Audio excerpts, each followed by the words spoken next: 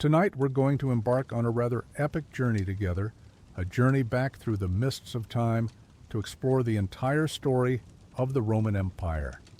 It's a tale of humble beginnings, of legendary heroes, of immense power, and ultimately of profound transformation. Before we dive in, I'd love to know, where are you watching from? And what time is it in your corner of the world? I hope you're doing well, feeling comfortable and ready to relax.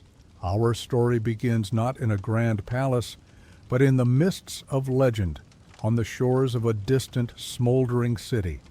Troy, the jewel of the Aegean, had fallen to the cunning of the Greeks.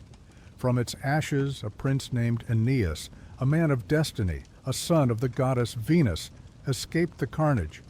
He carried his aged father, Anchises, upon his shoulders and led his young son Ascanius by the hand.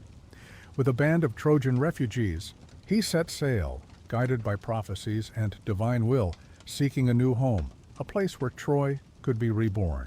Their journey was long and fraught with peril. They faced storms stirred by angry gods, monstrous creatures, and the temptations of foreign lands. For years they wandered the Mediterranean until at last they reached the shores of Italy, a land of fertile plains and rolling hills, the land promised by fate. Here, in Latium, Aeneas and his Trojans would lay the foundations of a new people. He forged alliances, fought wars against local tribes, and eventually married Lavinia, the daughter of King Latinus, uniting his Trojan followers with the native Latins. Their descendants, it was said, would build an empire that would rule the world. Generations passed. The line of Aeneas and Ascanius, also known as Iulus, continued. From this lineage, in the city of Alba Longa, founded by Ascanius, came a princess named Rhea Silvia. She was a Vestal virgin, sworn to chastity, but the god Mars, captivated by her beauty, visited her. From this divine union, Rhea Silvia bore twin sons, Romulus and Remus. Her uncle Amulius, who had usurped the throne from her father Nometer, feared the prophecy that Rhea Silvia's offspring would overthrow him. He ordered the infants to be drowned in the Tiber River. But the servant tasked with this grim duty took pity on the babes. He set them adrift in a basket on the flooded river, hoping they might somehow survive. The river's current carried them gently to the foot of the Palatine Hill, where the basket became entangled in the roots of a fig tree. There a she-wolf, a lupa, whose own pups had been lost, heard their cries. Driven by maternal instinct or perhaps divine intervention, she came down to the riverbank and suckled the infants, saving them from starvation. Later, a woodpecker, a bird sacred to Mars, brought them morsels of food. Eventually, a shepherd named Faustulus discovered the twins. He and his wife, Acca Laurentia, raised Romulus and Remus as their own sons, ignorant of their royal and divine heritage. The boys grew into strong, brave, and natural leaders, skilled in hunting and fighting. They gathered a band of young shepherds around them, leading raids against bandits and protecting their flocks. As they matured, their true identities were revealed. They learned of their grandfather Numitor, the rightful king, and the treachery of Amulius. Filled with righteous anger, they rallied their followers, marched on Alba Longa, overthrew Amulius, and restored Numitor to his throne. Their destiny, however, lay not in Alba Longa, but in founding a new city. They returned to the 7 hills near the Tiber, where they had been miraculously saved. But a dispute arose between them. On which hill should the city be built, and who should be its king? Romulus favored the Palatine Hill, Remus the Aventine. They agreed to seek a sign from the gods through augury, the observation of birds. Remus was the first to see a sign. 6 vultures flew over the Aventine. He rejoiced, believing he had won. But soon after, Romulus saw 12 vultures circle above the Palatine. A bitter argument erupted. Did the first sighting hold precedence, or the greater number? The dispute escalated. Romulus began to build a wall around the Palatine Hill, marking the sacred boundary, the pomerium, of his new city. Remus, in a fit of mockery and defiance, leaped over the half-built wall, a sacrilegious act. Enraged, Romulus struck his brother, down, some say, with a spade, others in a swift fight. "So shall it be," Romulus declared, "with anyone else who scorns my walls." Thus, in bloodshed and sorrow, on April the 21st, 753 BC, according to tradition, the city of Rome was founded. Romulus became its first king. The new city, Rome, was initially a rough settlement, a collection of huts on the Palatine. To populate it, Romulus declared it an asylum, a sanctuary for fugitives, exiles, and runaway slaves from neighboring lands. Men flocked to Rome, but there was a shortage of women. The neighboring Sabine tribe refused to allow their daughters to marry the Romans, looking down upon the upstart city. Romulus devised a cunning plan. He announced a great festival, the Consualia, in honor of the god Consus, inviting all the neighboring peoples, including the Sabines. The Sabines came in large numbers with their wives and daughters, suspecting no treachery. At a prearranged signal, Romulus and his men seized the young Sabine women and carried them off. The Sabine men, unarmed and outnumbered, were driven away. This act, known as the rape of the Sabine women, led to war. The Sabines, under their king Titus Tatius, eventually marched on Rome. They managed to enter the city, aided by Tarpeia, the daughter of the Roman commander of the Capitoline Hill.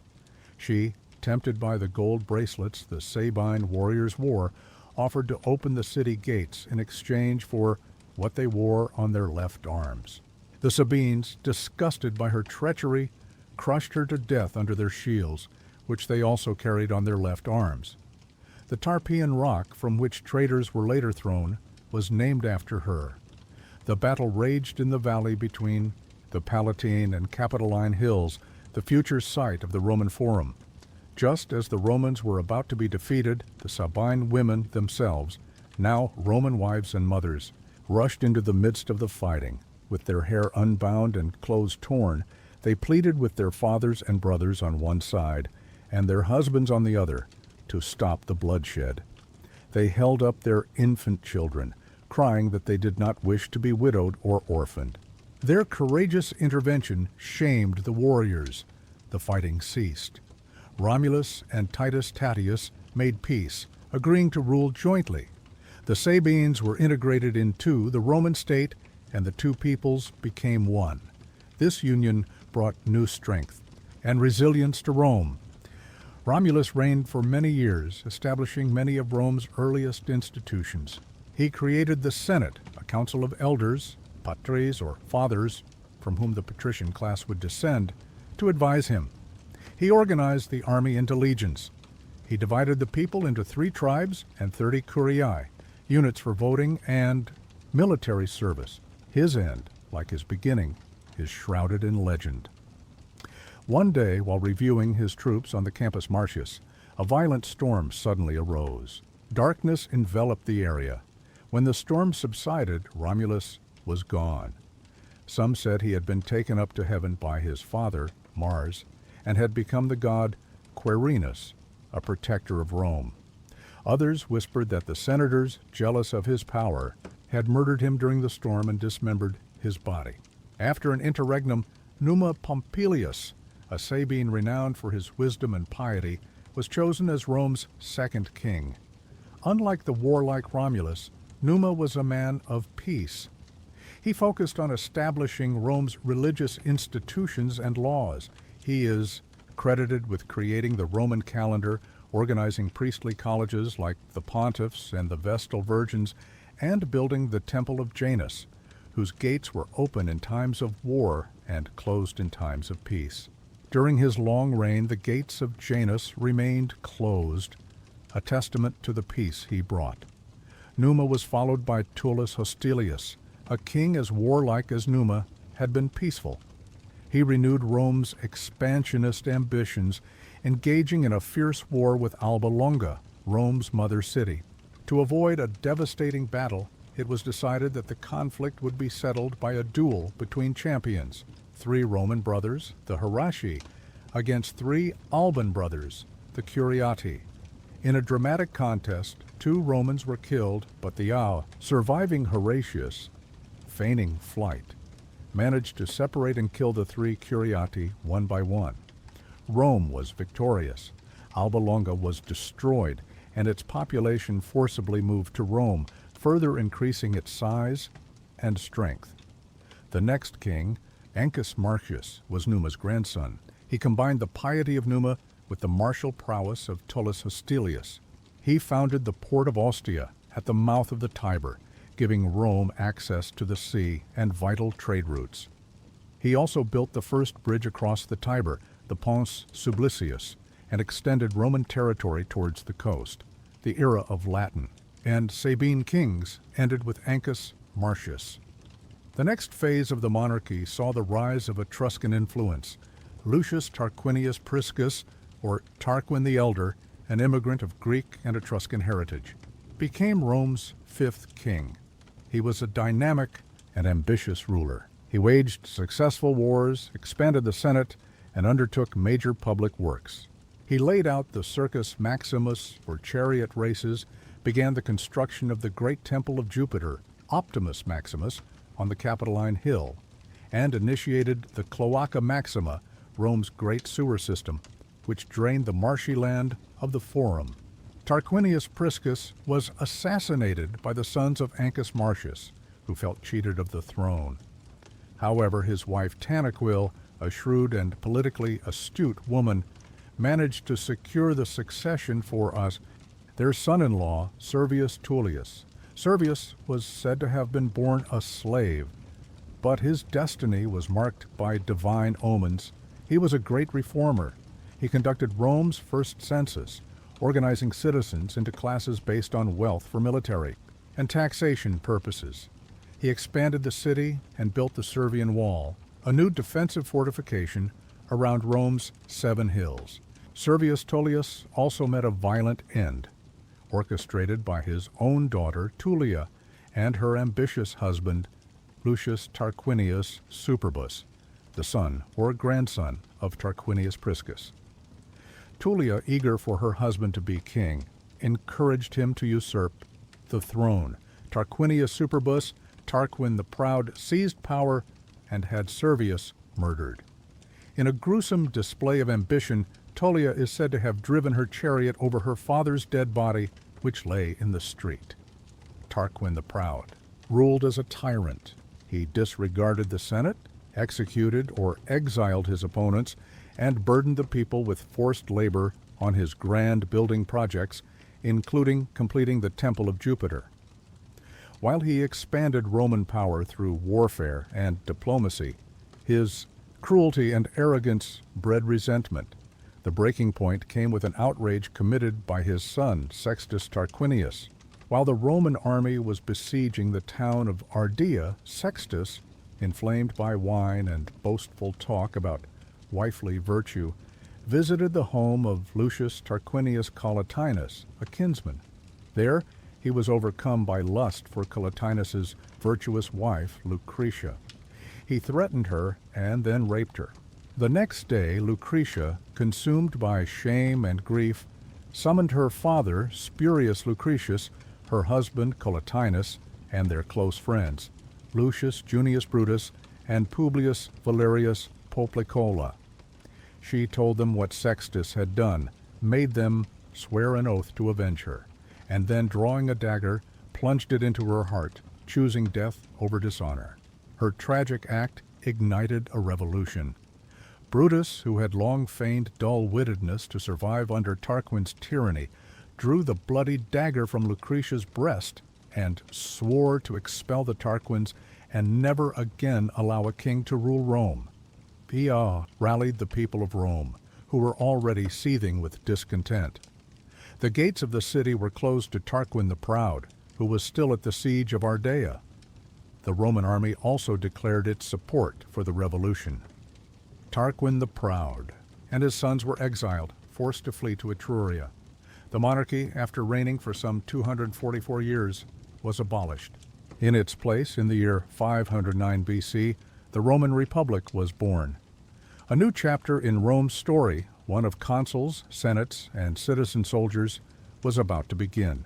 The memory of the kings, especially the tyranny of the last Tarquin, would forever shape Rome's deep-seated aversion to one-man rule. With the Tarquins banished, Rome entered a new era. Lucius Junius Brutus, the avenger of Lucretia, and Lucius Tarquinius Collatinus, her widowed husband, were elected as the first two consuls of the Roman Republic. The very title consul signified shared power. Never again, the Romans vowed, would one man hold absolute authority.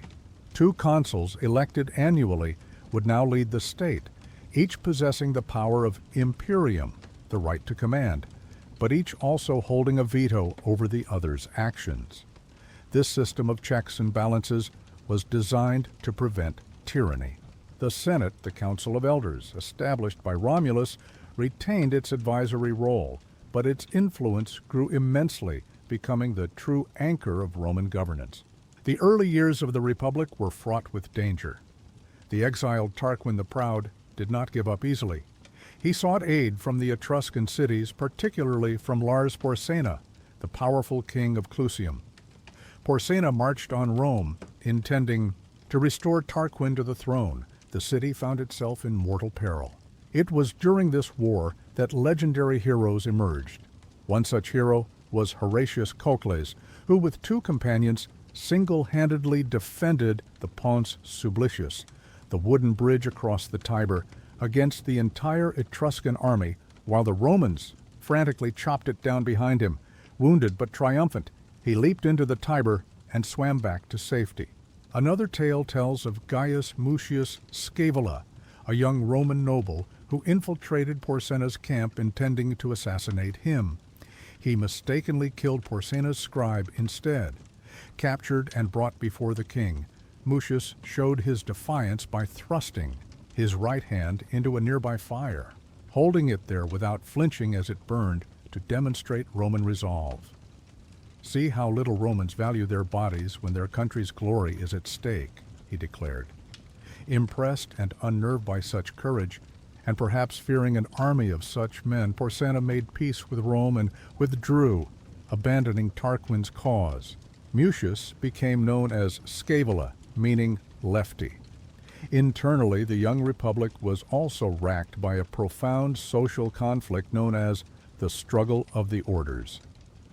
Roman society was divided into two main classes: the patricians, the wealthy, aristocratic families who claimed descent from the original senators appointed by Romulus and monopolized political and religious offices, and the plebeians, the common people, who comprised the vast majority of the population: farmers, artisans, merchants, and laborers. Though citizens, plebeians had few rights and little political power. They served in the army and paid taxes, but were excluded from the consulship and senate, and their economic grievances, particularly debt bondage, were severe. This tension came to a head in 494 BC. The plebeians, pushed to their limits, took a radical step. They seceded en masse to the Mons Sacer, Sacred Mount, outside Rome, effectively going on strike and refusing to serve in the army until their demands were met. This first secessio plebis paralyzed the city. The patricians, realizing they could not defend Rome or run its economy without the plebeians, were forced to negotiate. A wise patrician, Menenius Agrippa, is said to have convinced the plebeians to return by telling them the fable of the belly and the limbs, illustrating how all parts of the state depend on each other. The plebeians won significant concessions. The office of the tribune of the plebs was created. These tribunes, elected by the plebeians themselves, had the power to veto the actions of magistrates and the Senate if they deemed them harmful to plebeian interests. Their persons were declared sacrosanct, meaning anyone who harmed a tribune could be killed without trial. This was a crucial step towards greater political equality. Another major victory for the plebeians was the codification of Roman law. Previously, laws were unwritten and interpreted by patrician magistrates, often to the disadvantage of the plebeians. After years of agitation in 451-450 BC, a commission of 10 men, the decemviri, was appointed to write down the laws. The result was the 12 tables, bronze tablets inscribed with laws covering civil, criminal, and religious matters, displayed publicly in the forum. This ensured that the law was known to all and applied more equitably, forming the foundation of Roman jurisprudence. Gradually, over the next century and a half, the plebeians gained further rights. The consulship was open to them, as were other magistracies and priestly offices. The Lex Hortensia in 287 BC finally stipulated that laws passed by the plebeians, assembly, concilium plebis, would be binding on all Roman citizens, patricians, and plebeians alike, effectively ending the struggle of the orders. Rome had evolved into a more inclusive republic, though wealth and noble birth still carried considerable weight. While navigating these internal struggles, Rome was also constantly engaged in warfare with its neighbors in Italy. The Latins, Equi, Volsci, Sabines, and Etruscans all posed threats at various times. Rome fought relentlessly, gradually expanding its territory and influence. One notable event was the Gallic sack of Rome in 390 BC, or 387 BC by some reckonings. A horde of Celtic Gauls from the north, led by Brennus, swept down into Italy, defeated the Roman army at the Battle of the Alaea, and occupied Rome itself. Most of the city was burned, though the capital, heroically defended, held out. The Gauls eventually agreed to leave in exchange for a large ransom of gold. As the gold was being weighed, the Romans complained that the Gauls were using false weights. Brennus, in a display of contempt, threw his sword onto the scales, exclaiming, "Vae victis, woe to the vanquished!" The Romans, humiliated, but not broken, rebuilt their city and their army, determined never to suffer such a defeat again. Indeed, the Gallic sack spurred military reforms and a renewed drive for security through expansion. By the early 3rd century BC, Rome had largely consolidated its control over central Italy.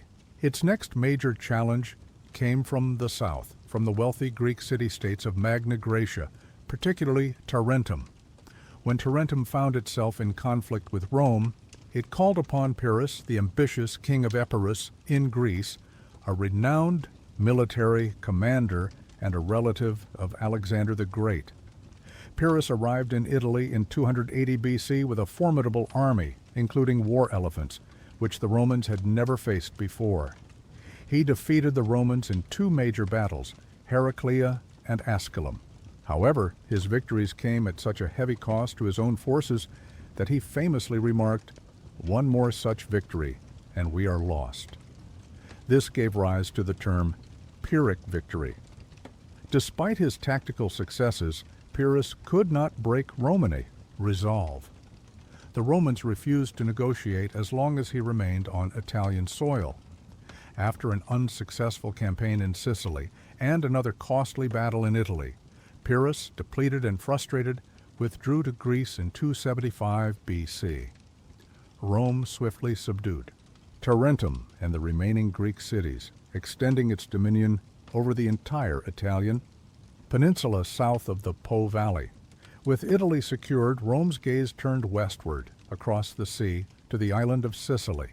This brought it into direct conflict with Carthage, a powerful maritime empire founded by Phoenicians on the coast of North Africa, modern-day Tunisia. Carthage controlled a vast trading network across the western Mediterranean, with colonies in Sicily, Sardinia, Corsica, and Spain. The ensuing struggle between these two titans, Rome and Carthage, known as the Punic Wars, from Punicus, a Latin word for Phoenician, would last for over a century and decide the fate of the Mediterranean world. The First Punic War, 264-241 BC, was primarily a naval conflict fought over control of Sicily.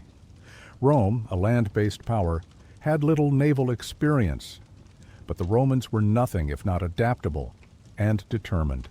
They captured a Carthaginian warship, a quinquerem, and ingeniously reverse-engineered it, building a fleet of their own. They also developed a new naval tactic, the corvus, a boarding bridge with a spike that could be dropped onto an enemy ship, allowing Roman legionaries to fight on sea as they did on land. After numerous hard-fought battles, costly defeats, and remarkable recoveries, Rome finally defeated the Carthaginian fleet at the Aegates Islands in 241 BC. Carthage sued for peace, ceding Sicily to Rome, which became Rome's first overseas province, and paying a large indemnity. The peace was uneasy. Carthage, though weakened, was not broken. Under the leadership of the brilliant general Hamilcar Barca, Carthage began to build a new empire in Spain, rich in silver mines and manpower. Hamilcar instilled in his son Hannibal a burning hatred for Rome, making him swear an oath at a sacred altar never to be a friend to the Romans. The Second Punic War, 218-201 BC, the most famous of the three, was ignited when Hannibal, now commander of Carthaginian forces in Spain, attacked Saguntum, a Roman ally. This war would become a legend, largely due to Hannibal's audacious military genius. In one of the most daring maneuvers in military history, Hannibal marched his army, including war elephants, from Spain, across the Pyrenees, through Gaul, and over the treacherous Alps into Italy in the winter of 218 BC. He descended into the Ache at Po Valley, surprising the Romans and rallying Gallic tribes to his cause. For the next 15 years, Hannibal campaigned in Italy, inflicting a series of devastating defeats on the Romans.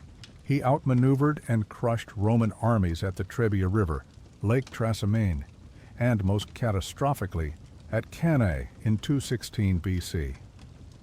At Cannae, Hannibal, though outnumbered, used a brilliant double envelopment tactic to encircle and annihilate a massive Roman army.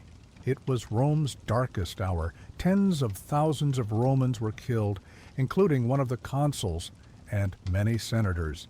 Panic gripped the city. Yet Rome did not collapse.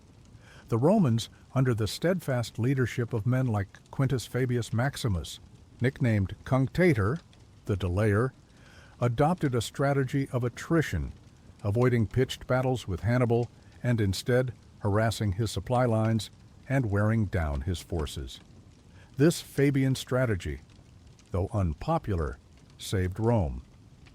Hannibal, despite his victories, lacked the siege equipment and manpower to take Rome itself. Moreover, most of Rome's Italian allies remained loyal, a testament to Rome's earlier, relatively fair treatment of conquered peoples. The tide began to turn as Rome took the offensive elsewhere.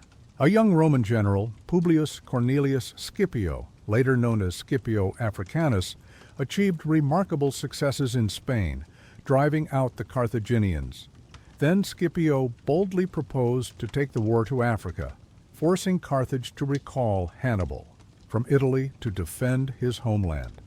The final showdown came at the Battle of Zama in 202 BC near Carthage. Scipio, having studied Hannibal's tactics, devised countermeasures, particularly against the war elephants. In a hard-fought battle, Scipio defeated Hannibal, ending the Second Punic War. Carthage was forced to accept harsh peace terms. It lost its overseas territories, its fleet was dismantled, it paid a massive indemnity, and it was forbidden to wage war without Rome's permission. Rome was now the undisputed master of the Western Mediterranean.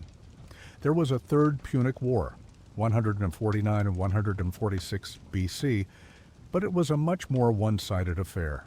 Despite Carthage's diminished state, some Romans, notably the influential senator Cato the Elder, who famously ended every speech with Carthago delenda est, Carthage must be destroyed, feared a Carthaginian resurgence. Using a minor Carthaginian transgression as a pretext, Rome besieged Carthage. After a desperate 3-year defense, the city fell in 146 BC. It was utterly destroyed, its buildings razed, its land sown with salt. though this last detail is debated by historians, and its surviving population sold into slavery. The territory became the Roman province of Africa. In the same year, 146 BC, Rome also completed its conquest of Greece. After a series of wars against the Macedonian kingdoms and Greek leagues, Rome dissolved the Achaean League and sacked the ancient city of Corinth as an example. Greece, though culturally revered by the Romans, became a Roman protectorate and eventually a province. By the mid-2nd century BC, Rome had transformed from a small city-state into a vast territorial empire, stretching from Spain to Greece. It had weathered existential threats, adapted its institutions, and demonstrated an unyielding will to conquer. But this rapid expansion brought with it immense wealth, profound social changes, and new challenges that would strain the fabric of the Republic to its breaking point, paving the way for civil wars and the rise of emperors. The humble Republic forged on the Seven Hills was now a Mediterranean superpower. But its greatest trials, those from within, were yet to come. The vast conquests of the Punic Wars and the expansion into the eastern Mediterranean brought unprecedented wealth and power to Rome. But this flood of riches, slaves, and foreign influences also exacerbated existing social tensions and created new ones, slowly corroding the foundations of the Republic.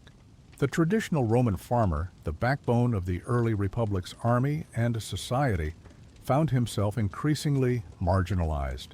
Long years of military service kept citizen soldiers away from their farms, which often fell into neglect or debt. Meanwhile, wealthy aristocrats, enriched by war profits and provincial exploitation, bought up vast tracts of land, creating enormous estates called latifundia, worked by cheap slave labor captured in Rome's wars. Small farmers couldn't compete and were often forced to sell their land and migrate to the city of Rome, swelling the ranks of the landless, urban poor. This growing inequality and social unrest found champions in two noble brothers, Tiberius and Gaius Gracchus.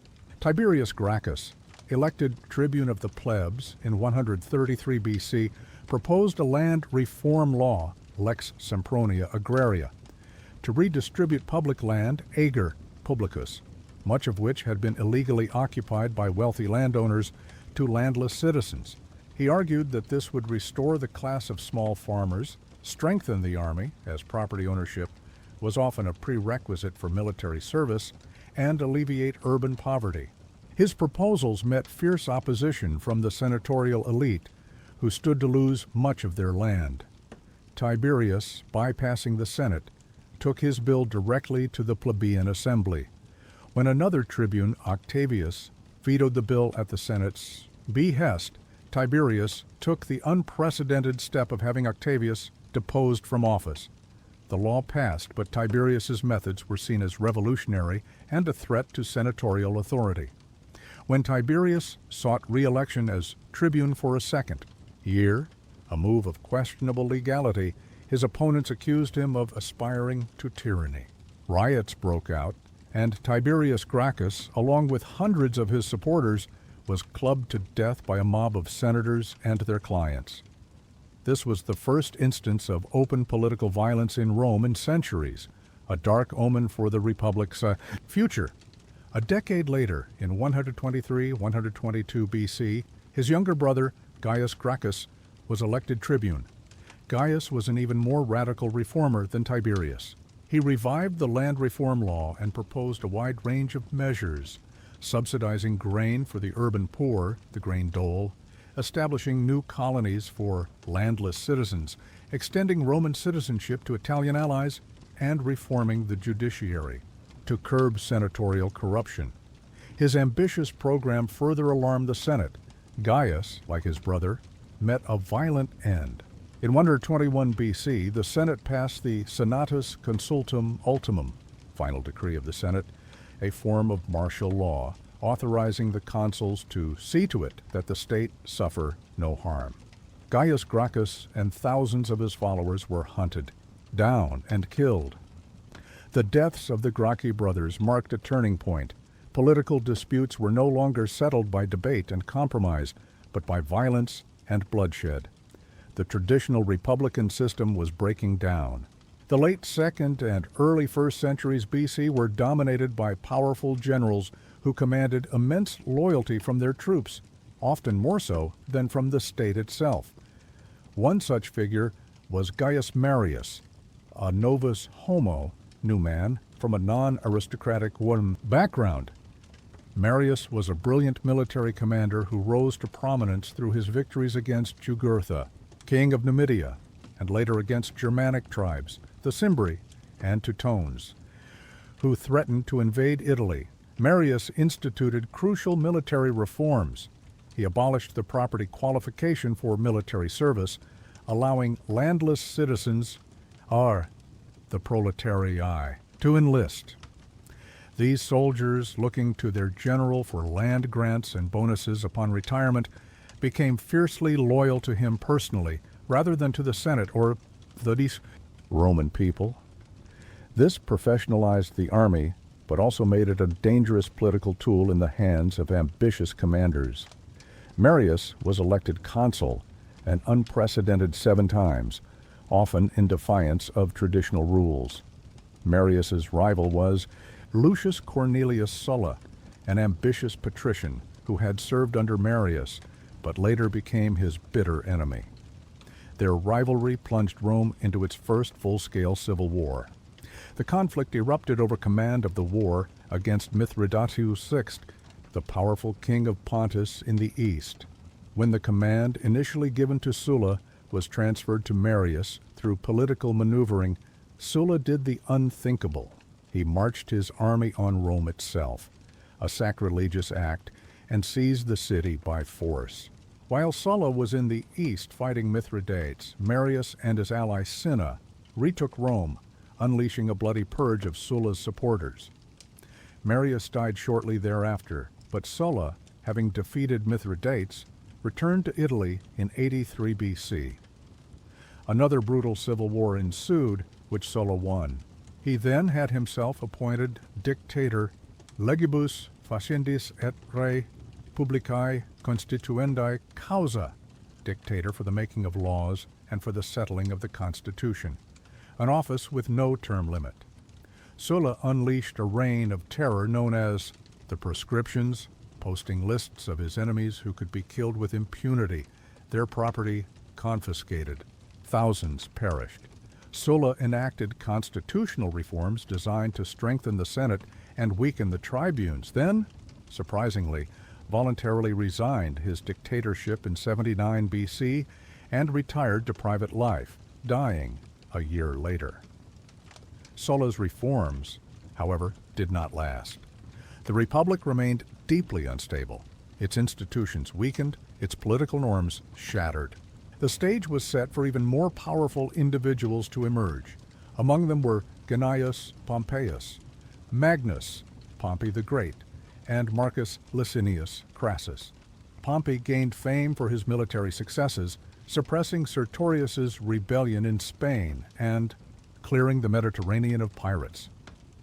Crassus, one of the wealthiest men in Rome, he had profited enormously from Sulla's proscriptions, crushed the massive slave revolt led by the gladiator Spartacus, 73-71 BC.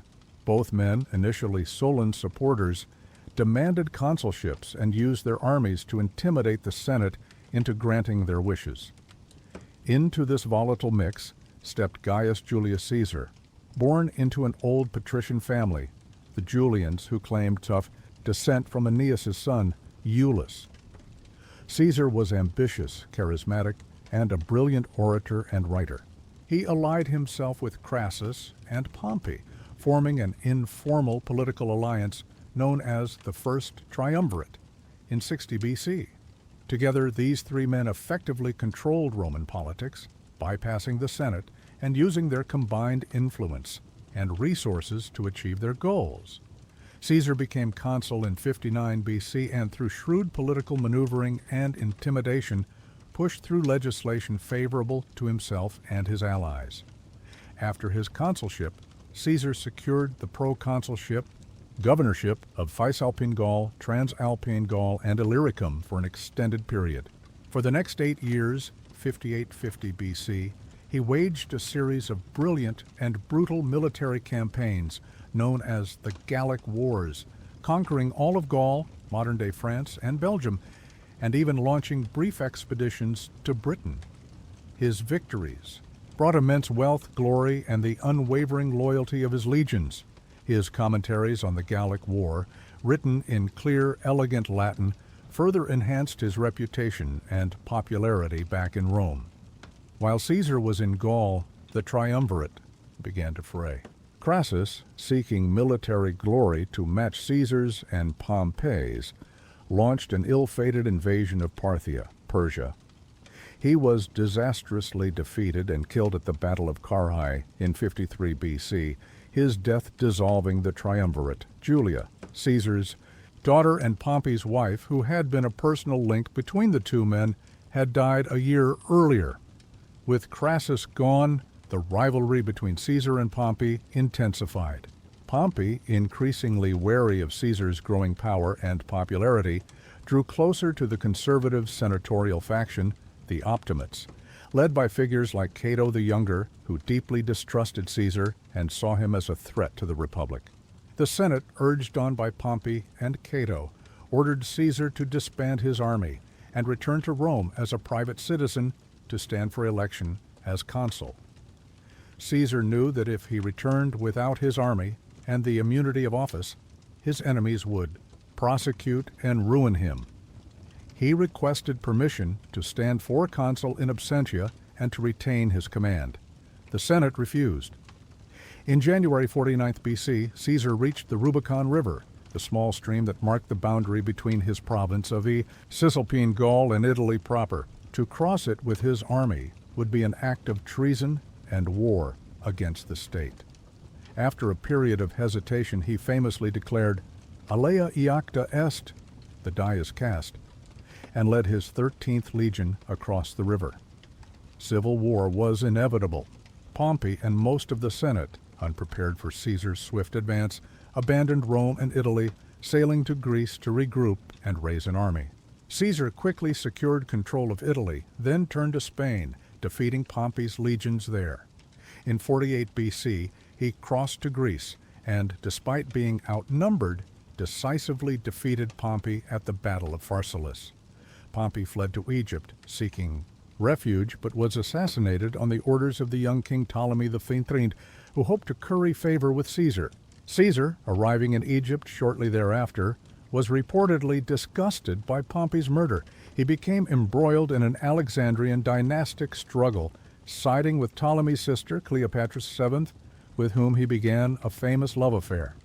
After securing Cleopatra on the Egyptian throne, Caesar conducted swift campaigns in Asia Minor, where he famously reported, "Veni, vidi, vici," I came, I saw, I conquered, after the Battle of Zela, and Africa, mopping up remaining Pompeian forces. He returned to Rome in triumph. Caesar was now the undisputed master of the Roman world. He was appointed dictator, initially for a year, then for 10 years, and finally, in 44 BC, dictator perpetuo, dictator for life. He initiated a wide range of reforms.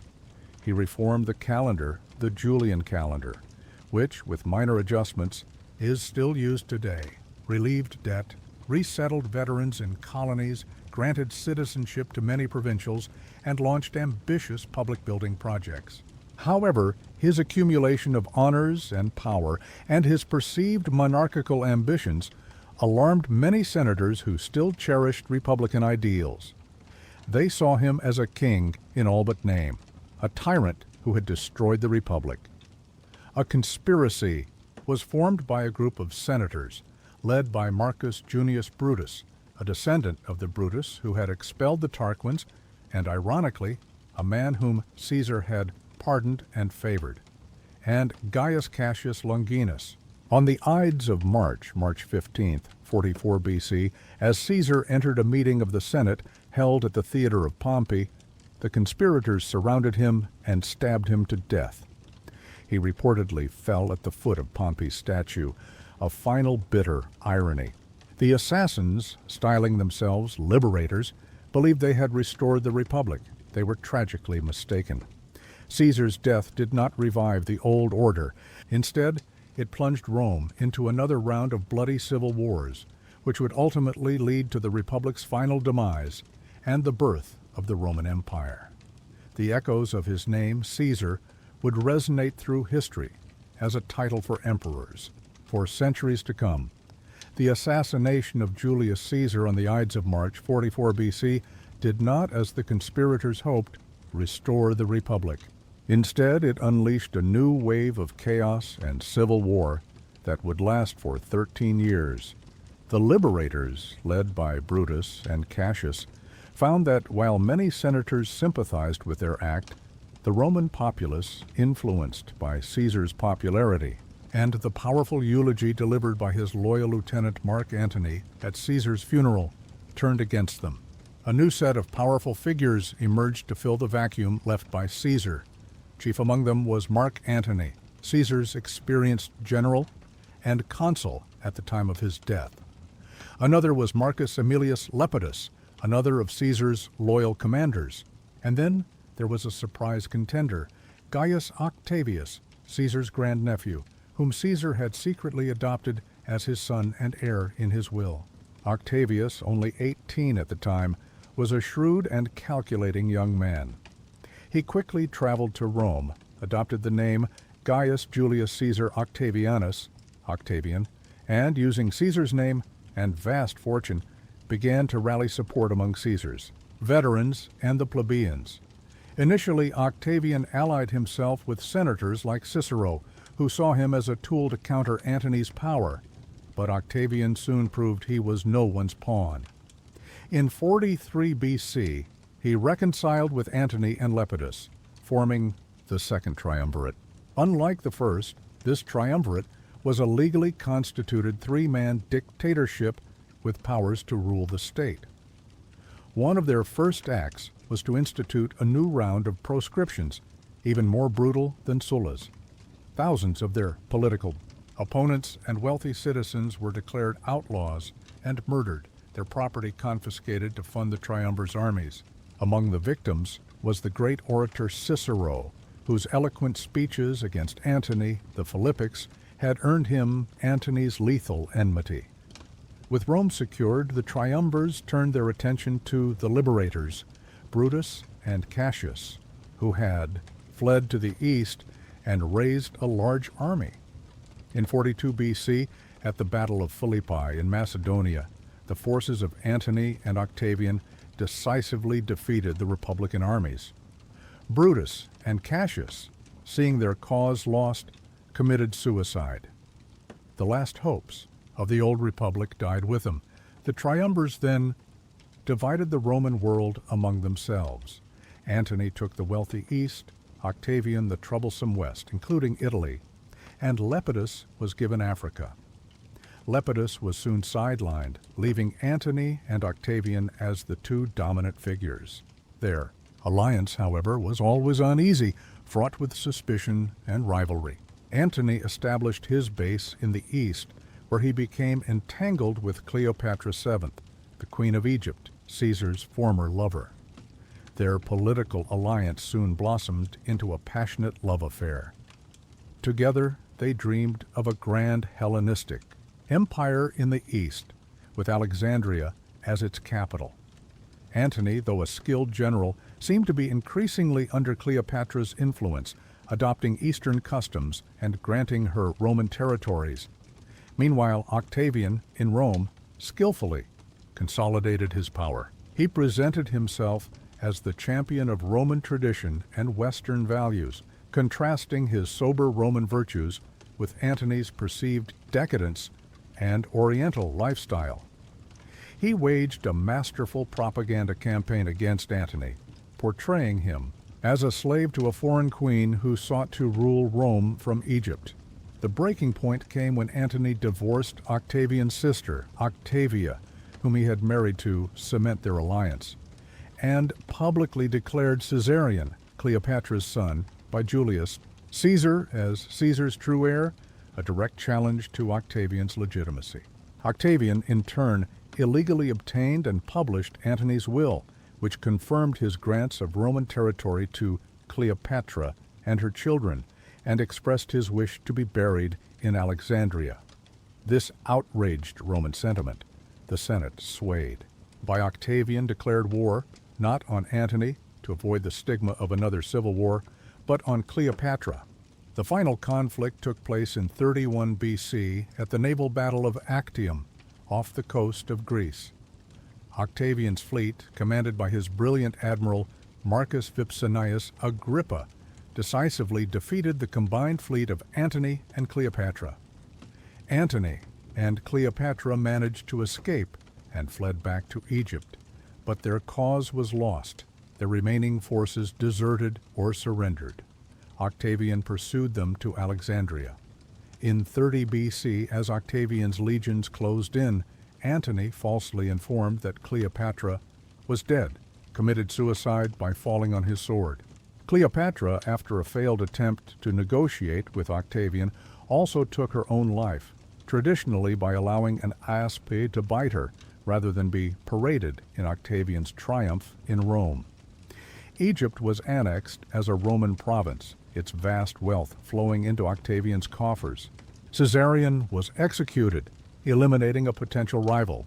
Octavian was now at the age of 33, the sole undisputed master of the Roman world. The decades of civil war were finally over. Rome was exhausted and longed for peace and stability. Octavian, a master of political theater, understood this.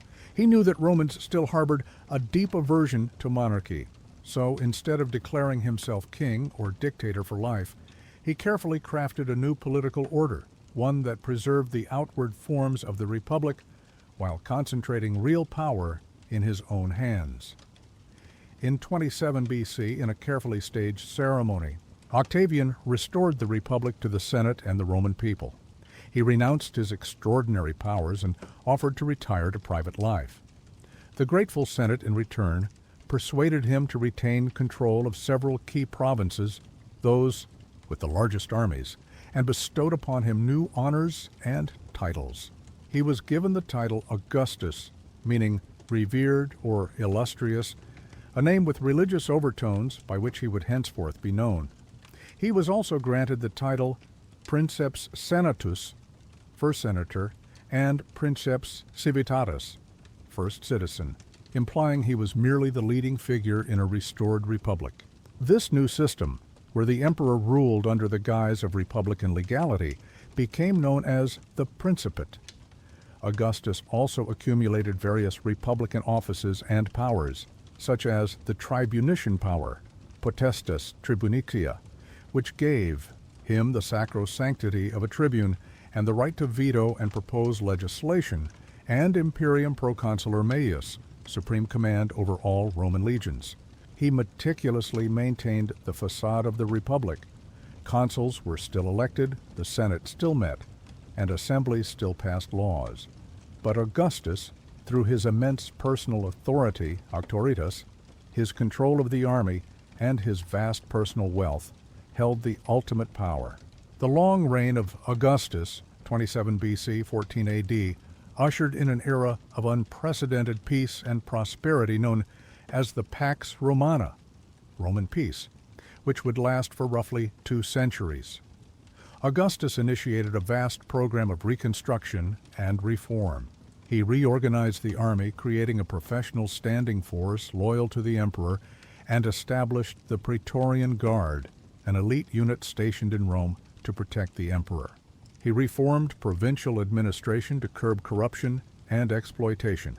He launched massive building projects in Rome, famously boasting that he found Rome a city of brick and left it a city of marble. He sponsored arts and literature, with poets like Virgil, Horace, and Ovid flourishing under his patronage, creating a golden age of Latin literature. He promoted traditional Roman values, morality, and religion, passing laws to encourage marriage and childbirth. Augustus also sought to secure the frontiers of the empire. He expanded Roman territory in Spain, the Alps, and along the Danube. His attempt to conquer Germany east of the Rhine, however, ended in disaster in 9 AD when 3 Roman legions under Publius Quinctilius Varus were ambushed and annihilated by Germanic tribes led by Arminius in the Teutoburg forest. This devastating defeat persuaded Augustus to set the Rhine and Danube rivers as the northern frontiers of the empire, a policy largely followed by his successors. One of Augustus's greatest challenges was ensuring a smooth succession. He had no surviving sons of his own. After a series of deaths and disappointments among his potential heirs, his nephew Marcellus, his grandsons Gaius and Lucius Caesar, he reluctantly adopted his stepson, Tiberius Claudius Nero, a proven military commander, but a gloomy and reserved man whom Augustus did not particularly like. When Augustus died in 14 AD at the age of 75, after a reign of over 40 years, the transition of power to Tiberius was relatively smooth, a testament to the stability Augustus had brought. Tiberius, reigned 1437 AD, was an able administrator and generally continued Augustus's policies. However, his reign was marked by increasing suspicion, treason trials, maiestas trials, and a growing atmosphere of fear in Rome, particularly after he retired to the island of Capri, leaving the ambitious and ruthless Praetorian prefect Lucius, alias Sejanus, in effective control in Rome. Sejanus eventually plotted to seize power himself, but Tiberius discovered the conspiracy and had Sejanus executed. Tiberius died, unmourned, leaving a vast fortune in the imperial treasury. Tiberius was succeeded by his grandnephew Gaius Caesar, better known by his childhood nickname Caligula, Little Boot. Reigned 37 to 41 AD. Caligula's early reign was popular. He ended treason trials and provided lavish games. However, he soon fell ill, and after his recovery, his behavior became increasingly erratic, cruel, and megalomaniacal. He demanded to be worshipped as a living god, squandered the treasury on extravagant projects, engaged in bizarre and sadistic acts of cruelty, and allegedly planned to make his favorite horse, Incitatus, a consul. Whether he was truly insane or simply a young absolute ruler corrupted by power is debated, but his tyranny became unbearable.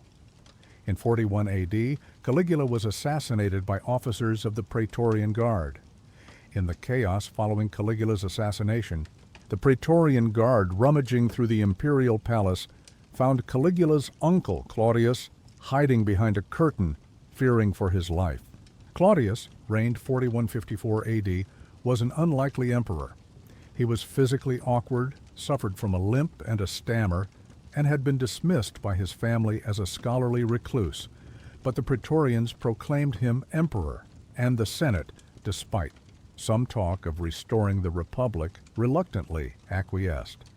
Claudius proved to be a surprisingly capable and effective ruler. He was intelligent, hardworking, and a keen student of history and law. He reformed the bureaucracy, improved infrastructure, building new aqueducts and the port of Ostia, and expanded the empire, most notably by undertaking the conquest of Britain in 43 AD. However, his reign was also influenced by powerful freedmen, former slaves, in his administration, and by his ambitious wives, particularly his third wife, Messalina, executed for treason and promiscuity, and his fourth wife, Agrippina the Younger, Caligula's sister. Agrippina was determined to secure the succession for her own son from a previous marriage, Lucius Domitius Ahenobarbus, whom Claudius adopted and renamed Nero Claudius Caesar.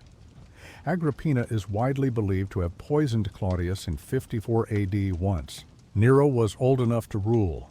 Nero, reigned 5468 AD, ascended the throne at the age of 16. His early reign, guided by his tutor, the philosopher Seneca, and the Praetorian prefect Burrus, was relatively enlightened, the quinquennium Neronis, the first 5 years. However, Nero, vain and obsessed with his artistic talents, he fancied himself a great poet, musician, and charioteer, grew increasingly impatient with restraints on his power. He had his ambitious mother, Agrippina, murdered in 59 AD after she tried to dominate him. He later forced Seneca to commit suicide and divorced and executed his wife Octavia, Claudius's daughter, to marry Poppaea Sabina. Nero's reign became increasingly tyrannical and self-indulgent. In 64 AD, the Great Fire of Rome devastated much of the city. Nero, though he organized relief efforts, was rumored to have started the fire himself to clear land for his extravagant new palace, the Domus Aurea, Golden House, and to have fiddled while Rome burned. Though the fiddle hadn't been invented, he probably played the lyre. To deflect blame, Nero accused the Christians, a small and misunderstood religious sect in Rome, of arson, initiating the first major Roman persecution of Christians. Apostles Peter and Paul are traditionally said to have been martyred in Rome during this persecution. Nero's excesses, cruelty, and neglect of the army and provinces led to widespread discontent. Rebellions broke out in Britain, led by Boudica, Judea, and finally in Gaul and Spain, led by provincial governors. The Senate declared Nero a public enemy. Abandoned by the Praetorian Guard, Nero fled Rome, and in 68 AD committed suicide, reportedly exclaiming, "Qualis artifex pareo," what an artist dies in me. With Nero's death, the Julio-Claudian dynasty, the line of Augustus, came to an end. Rome was once again plunged into civil war. The events of the next year would reveal just how dependent the empire had become on the power of the legions and their commanders. The Pax Romana, established by Augustus, was momentarily shattered, but the imperial system he created would endure, albeit under new masters. The suicide of Nero in 68 AD marked the end of the Ars Julio-Claudian dynasty, the bloodline that had ruled Rome since Augustus. Without a clear successor, the empire was thrown into a chaotic and bloody civil war known as the Year of the Four Emperors, 69 AD. This tumultuous period demonstrated that emperors could now be made not just in Rome by the Senate or the Praetorian Guard, but also in the provinces by the powerful legions. The first to claim the throne was Servius Sulpicius Galba, the governor of Hispania Tarraconensis, who had rebelled against Nero. He marched on Rome and was recognized as emperor by the Almae Senate. Galba, however, was old, stern, and unpopular. He alienated the Praetorian Guard by refusing to pay them the donative bonus they expected, and he offended many by his austerity and harshness. His reign lasted only a few months. In January 69 AD, he was overthrown and murdered in the Forum by the Praetorian Guard, who proclaimed Marcus Salvius Otho, a former friend of Nero and governor of Lusitania, as emperor. Otho's reign was even shorter. The legions stationed on the Rhine frontier had already acclaimed their own commander, Aulus Vitellius, as emperor. Vitellius marched his forces into Italy. Otho's army was defeated at the First Battle of Bedriacum, near Cremona. Otho, rather than prolong the civil war, committed suicide in April 69 AD after ruling for just 3 months. Vitellius then entered Rome and was recognized as emperor. He was notorious for his gluttony and extravagance, quickly squandering resources and alienating many with his cruelty and incompetence. Meanwhile, the legions in the east, in Judea and Egypt, had their own candidate, Titus Flavius Vespasianus, Vespasian, a seasoned and respected general who was then commanding the Roman forces suppressing the Jewish revolt. Vespasian was proclaimed emperor by his troops in July 69 AD. Legions in the Danubian provinces also declared for him. Vespasian's forces, led by Antonius Primus, marched on Italy. They defeated Vitellius's army at the Second Battle of Bedriacum. Vitellius tried to abdicate but was captured by Vespasian's men, dragged through the streets of Rome, tortured and killed in December 69 AD. His body was thrown into the Tiber. With Vitellius dead, Vespasian was formally recognized as emperor by the Senate, bringing an end to the bloody civil war. He arrived in Rome in 70 A.D., leaving his elder son, Titus, to complete the siege of Jerusalem, which fell later that year after a brutal struggle resulting in the destruction of the Second Temple. Vespasian, reigned 69 to 79 A.D., was the founder of the Flavian dynasty. He was a practical, down-to-earth man of equestrian, not aristocratic background. He brought much-needed stability and common sense to the empire. He restored state finances, which had been depleted by Nero's extravagances and the Civil War, through careful administration and new taxes, including a famous tax on public urinals, which led to the saying, pecunia non olet. Money does not stink. He reformed the army, disbanding disloyal legions and strengthening frontier defenses. He extended Roman citizenship to many provincials, particularly in Spain. One of Vespasian's most famous achievements was the beginning of the construction of the Flavian Amphitheater, better known as the Colosseum, on the site of Nero's private lake, a symbolic gesture of returning land to the public. He also promoted literature and education, appointing Quintilian as the first publicly funded professor of rhetoric. Vespasian was known for his earthy wit and lack of pretension. Even on his deathbed he joked, "Vae, puto Deus fio." Alas, I think I am becoming a god. Vespasian was succeeded peacefully by his elder son, Titus, reigned 79 and 81 AD. Titus was popular and well-regarded, known for his generosity and charm. His short reign was marked by two major disasters: the eruption of Mount Vesuvius in 79 AD, which buried the cities of Pompeii and Herculaneum, and a devastating fire, and plague in Rome in 80 AD. Titus responded to these crises with compassion and efficiency, earning him the title Delight of Mankind. He also completed and inaugurated the Colosseum with lavish games. His early death from illness after just 2 years was widely mourned. Titus was succeeded by his younger brother Domitian, reigned 81-96 AD. Domitian was a more complex and controversial figure. He was an able administrator and military commander, strengthening frontier defenses, particularly along the Rhine and Danube, and personally leading campaigns. He also continued public building projects in Rome, including a new palace on the Palatine Hill. However, Domitian was autocratic, suspicious, and demanded to be addressed as Dominus et Deus, Lord and God. He clashed frequently with the Senate, revived treason trials, and ruled with an iron fist. His reign became increasingly paranoid and oppressive, leading to a climate of fear among the senatorial elite.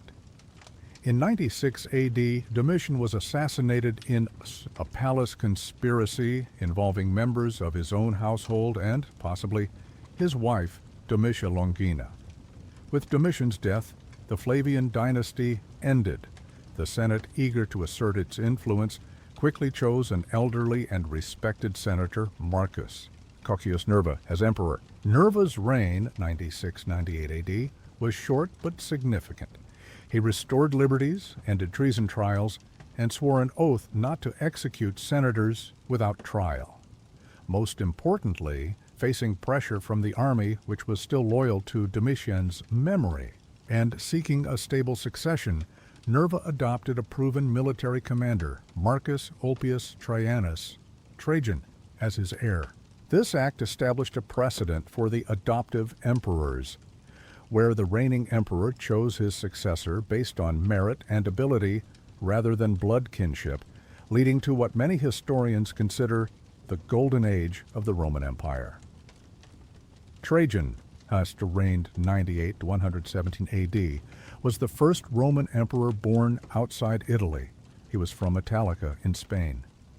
He was immensely popular with both the army and the Senate. He was a skilled general and a just ruler, known for his military prowess, his extensive public works, and his fair administration.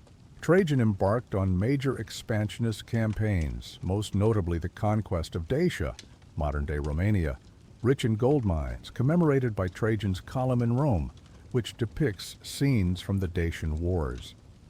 He also annexed Nabatean Arabia and campaigned successfully against Parthia, briefly extending Roman control into Mesopotamia. Under Trajan, the Roman Empire reached its largest territorial extent.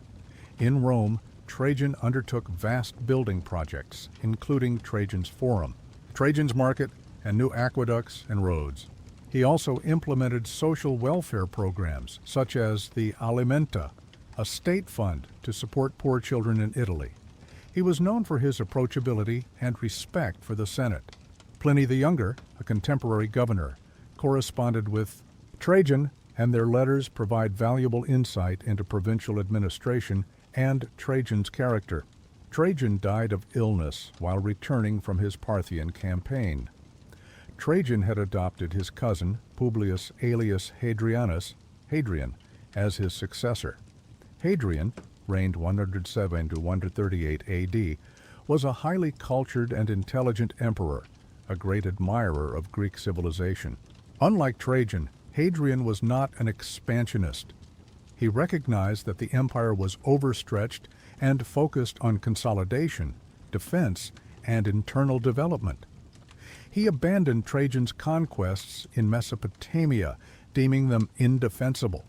He spent much of his reign traveling throughout the provinces, inspecting troops, overseeing administration, and commissioning building projects. Hadrian's most famous legacy is Hadrian's Wall in northern Britain, a massive defensive fortification built to mark the frontier and control movement. He also strengthened defenses along the Rhine and Danube. He was a great builder, commissioning the Pantheon in Rome, rebuilding an earlier structure, his vast villa at Tivoli, and numerous structures in Athens and other cities. Hadrian reformed the legal system and the civil service. However, his reign was not without conflict.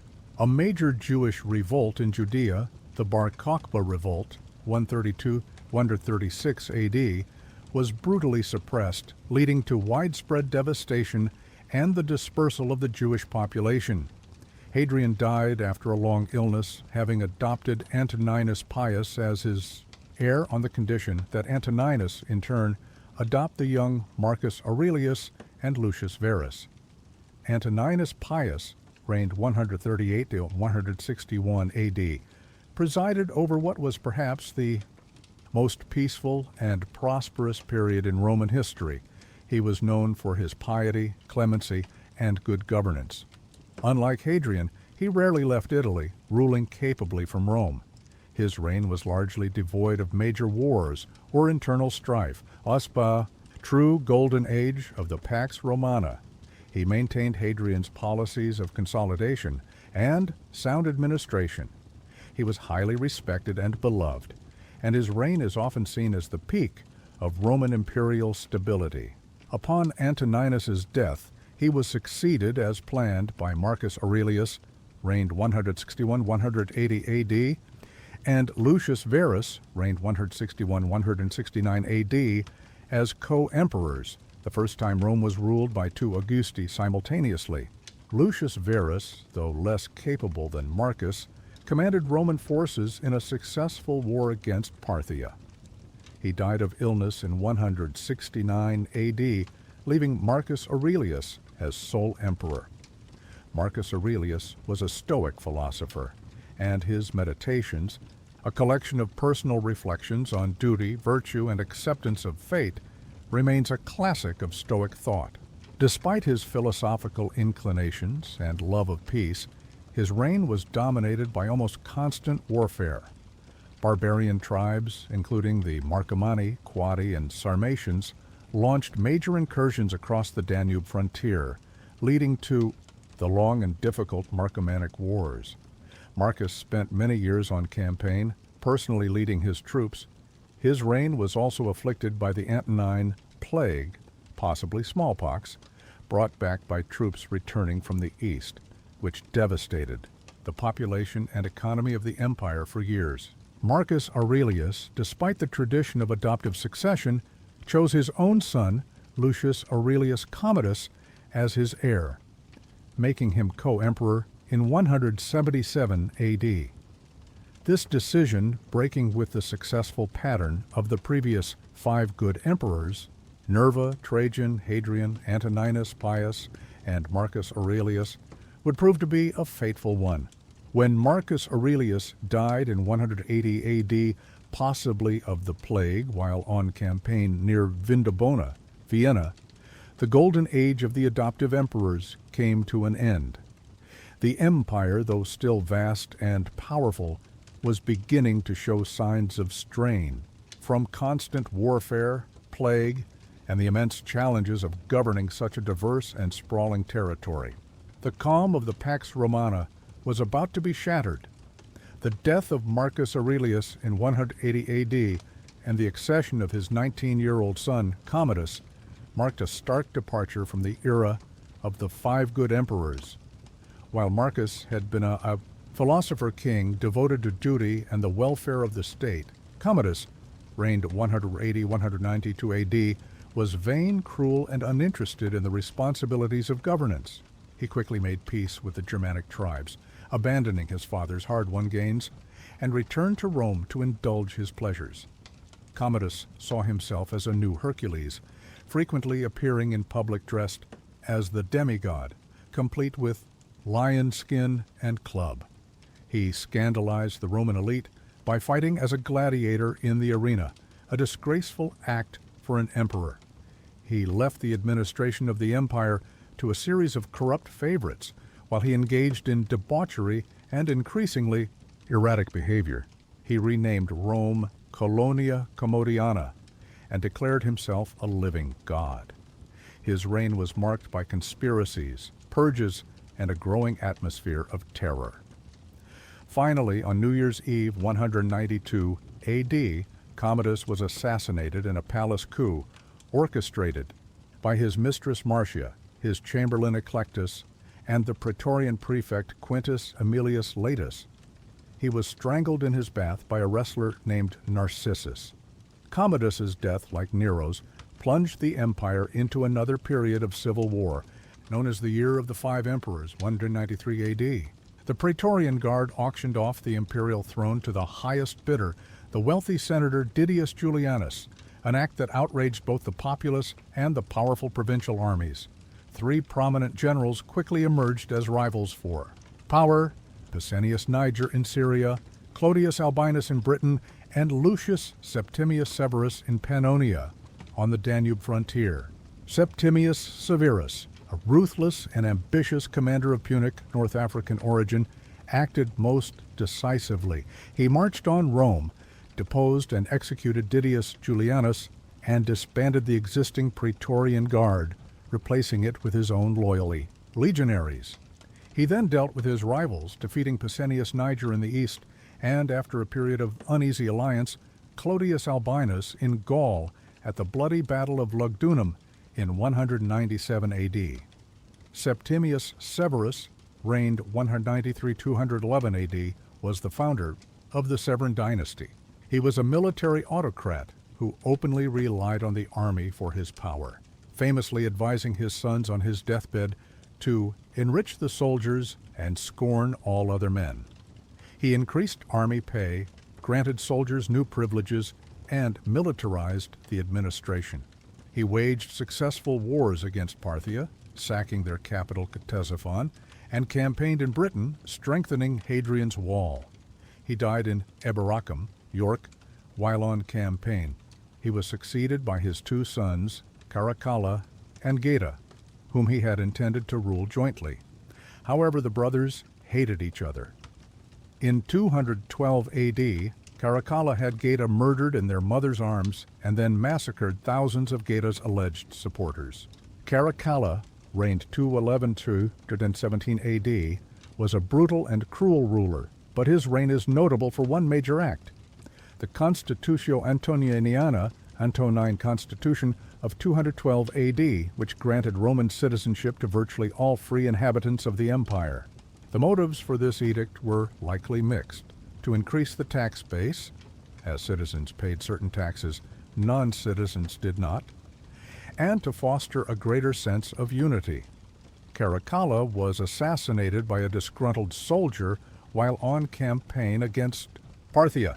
After the brief reigns of the Praetorian prefect Macrinus, the first emperor not of senatorial rank, and the eccentric young priest of the sun god Elagabalus, also known as Heliogabalus, who scandalized Rome with his bizarre religious practices and sexual excesses, the Severan dynasty ended with Alexander Severus, reigned 222 to 235 AD. Alexander was a more moderate and well-intentioned ruler, guided by his mother Julia Mamaea and a council of senators. However, he struggled to control the army and faced new threats on the frontiers, particularly from the newly resurgent Sasanian Empire in Persia, which had replaced the Parthians, and from Germanic tribes on the Rhine. While attempting to negotiate with the Alemanni on the Rhine frontier, Alexander Severus and his mother were murdered by their own troops, who resented his perceived weakness and lack of military prowess. The assassination of Alexander Severus in 235 AD ushered in a calamitous 50-year period known as the Crisis of the Third Century, 235-284 AD. This was an era of almost constant civil war, foreign invasions, plague, economic collapse, and social upheaval. At least 26 emperors, the barracks emperors, mostly army commanders proclaimed by their troops, rose and fell in rapid succession, few dying a natural death. The empire fragmented, with breakaway states like the Gallic Empire in the west and the Palmyrene Empire in the east temporarily seceding.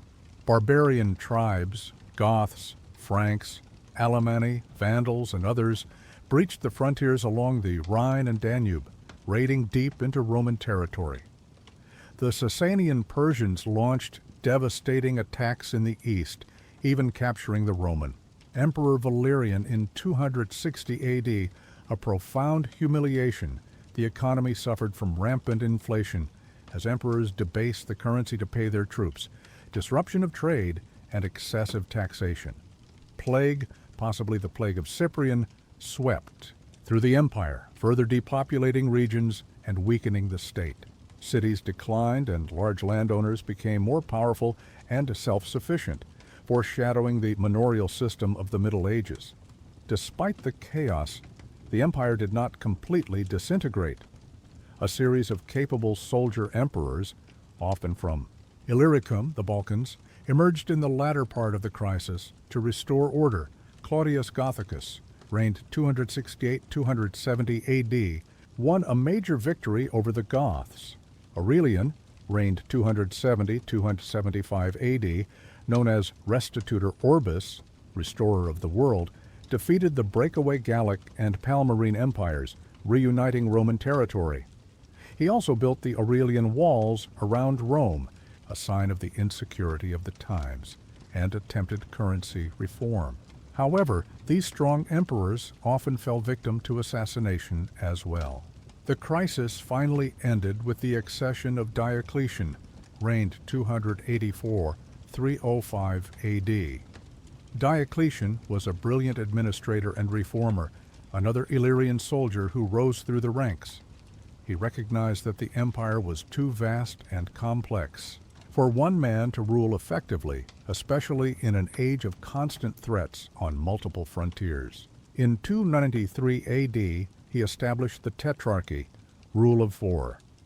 The empire was divided into an eastern and western half, each ruled by a senior emperor, with the title Augustus, and a junior emperor and designated successor with the title Caesar. Diocletian ruled as Augustus in the east, with Galerius as his Caesar. Maximian, his longtime comrade, became Augustus in the west, with Constantius Chlorus as his Caesar. The Tetrarchy brought a measure of stability and improved administration. Diocletian also enacted sweeping reforms. He reorganized the provinces, creating smaller units and grouping them into dioceses. He expanded the army and separated civil and military administration. He attempted to curb inflation with the Edict on Maximum Prices, 301 AD, though this was largely unenforceable and ultimately failed. He also initiated the Great Persecution of Christians, 303-311 AD, the last and most severe attempt by the Roman state to eradicate Christianity, which Diocletian saw as a threat to traditional Roman values and imperial unity. Diocletian's system was a radical departure from the Augustan Principate. He adopted elaborate court ceremonial and trappings of Eastern monarchy, demanding to be addressed as Dominus, Lord, effectively transforming the emperor from first citizen to absolute master. This new phase of Roman imperial rule is often called the Dominate. In 305 AD, in an unprecedented move, Diocletian and Maximian voluntarily abdicated, allowing their Caesars, Galerius, and Constantius Chlorus to become Augusti. However, Diocletian's carefully planned system for succession soon broke down after his retirement. When Constantius Chlorus died in Britain in 306 AD, his troops proclaimed his son Constantine as Augustus, bypassing the established rules of the Tetrarchy. This triggered a new series of complex civil wars among various claimants to imperial power. One of the most significant figures to emerge from this turmoil was Constantine, later known as Constantine the Great, reigned 306-337 AD, sole Augustus, from 324. In 312 AD, Constantine, then ruling in the west, marched on Rome to confront his rival Maxentius. According to tradition, notably from the Christian writers Lactantius and Eusebius, on the eve of the Battle of the Milvian Bridge, Constantine had a vision or dream of a Christian symbol, either the Chi, the first two Greek letters of Christ's name, or a cross, with the inscription, In hoc signo vinces, in this sign you will conquer. He ordered his soldiers to paint the symbol on their shields. Constantine won a decisive victory, and Maxentius drowned in the Tiber. This event marked a turning point for Constantine and for Christianity. In 313 AD, Constantine and Licinius, then Augustus in the east, jointly issued the Edict of Milan, which granted religious toleration to Christians and all other religions, ending the persecutions. Christianity, once a persecuted sect, now enjoyed imperial favor. Constantine increasingly supported the church, granting it legal privileges, funding the construction of churches, like the original St. Peter's Basilica in Rome and the Church of the Holy Sepulchre in Jerusalem, and intervening in ecclesiastical disputes, most notably by convening the Council of Nicaea in 325 AD to address the Arian controversy and define Christian orthodoxy. Constantine eventually defeated Licinius in 324 AD, becoming sole ruler of the Roman Empire. One of his most momentous decisions was the founding of a new capital city in the east. He chose the ancient Greek city of Byzantium, strategically located on the Bosporus Strait, and rebuilt it on a grand scale, renaming it Constantinople, city of Constantine, modern-day Istanbul. Officially dedicated in 330 AD, Constantinople, also known as New Rome, became the administrative, economic, and cultural center of the Eastern Roman Empire for over 1,000 years. Constantine continued Diocletian's administrative and military reforms, further strengthening the autocracy. He introduced a new gold coin, the solidus, which remained the standard currency in the East for centuries. By the time of his death in 337 AD, Constantine had fundamentally reshaped the Roman Empire.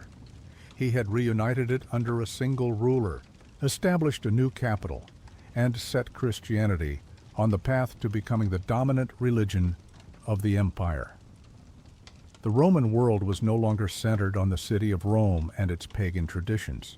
It was now increasingly Christian and, in many ways, looking eastward. The foundations for the Byzantine Empire were firmly laid even as the western part of the empire faced an increasingly uncertain future.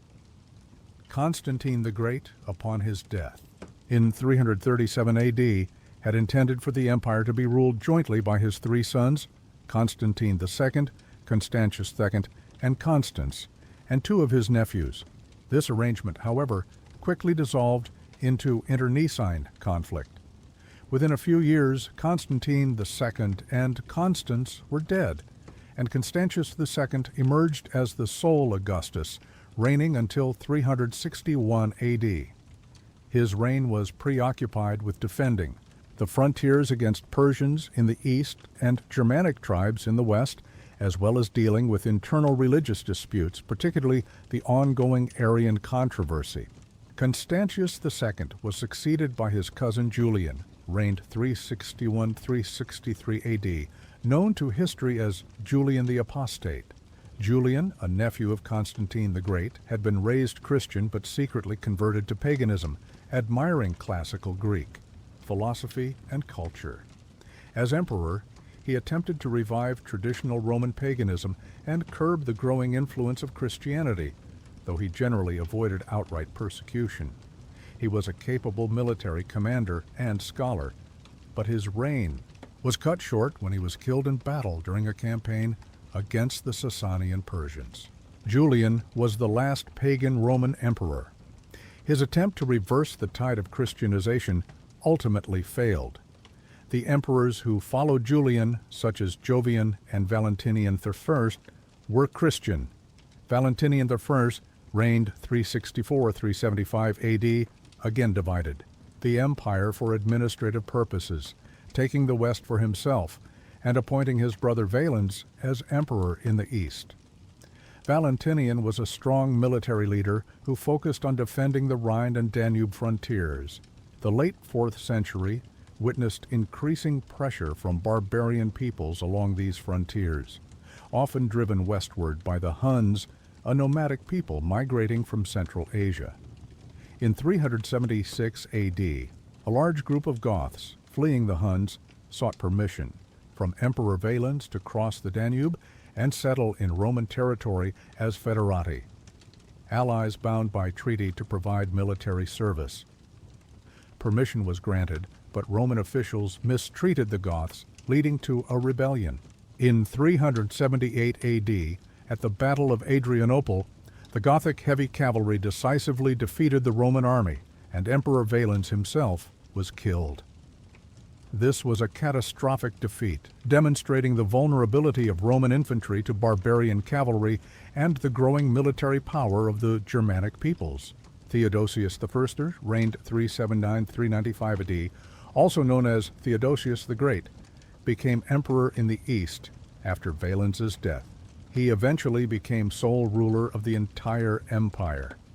Theodosius made peace with the Goths, allowing them to settle within the empire as autonomous allies. His most significant legacy, however, was in religious policy. He was a staunch supporter of Nicene Christianity.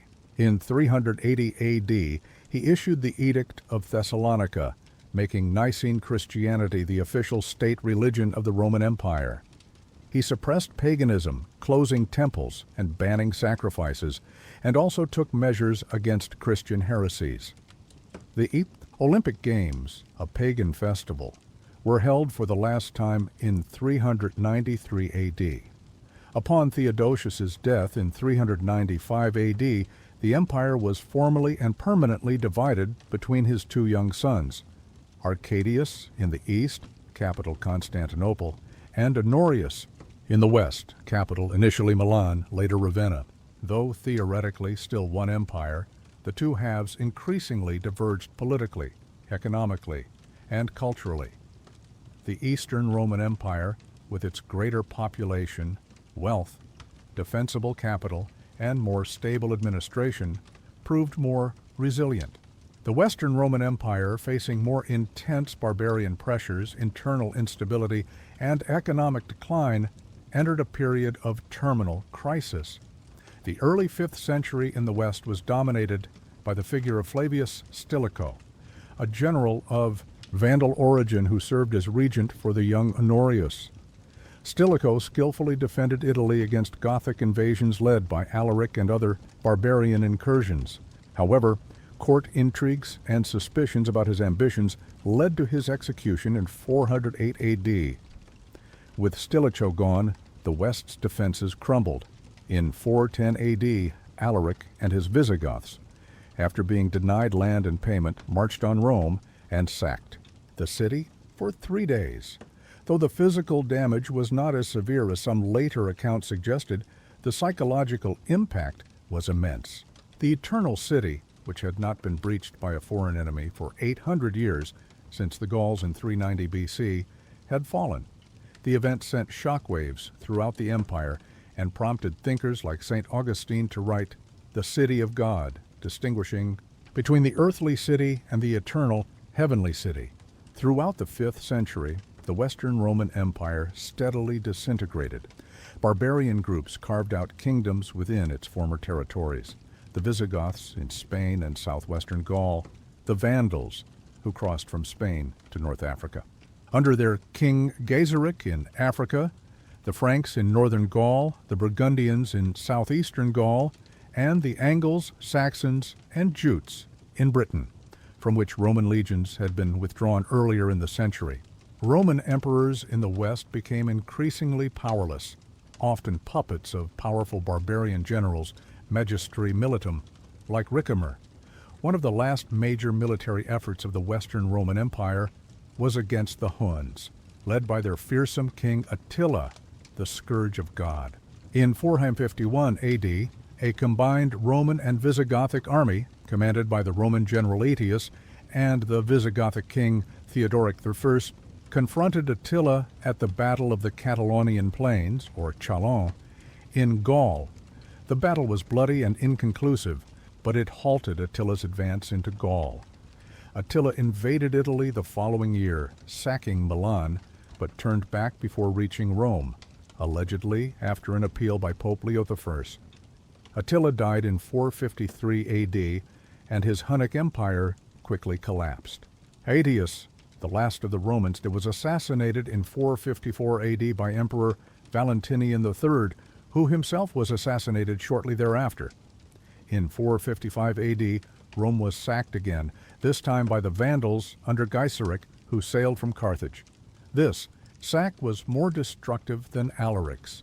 The Western Empire was now a shadow of its former self, reduced essentially to Italy and parts of Gaul. The final act came in 476 AD. Romulus Augustulus, a boy emperor, his name. Ironically, combining the founder of Rome and the first emperor, was deposed by Odoacer, a barbarian general of Germanic, possibly Scyrian or Herulian descent, who commanded the Foederati in Italy. Odoacer did not claim the imperial title for himself, nor did he appoint a puppet emperor.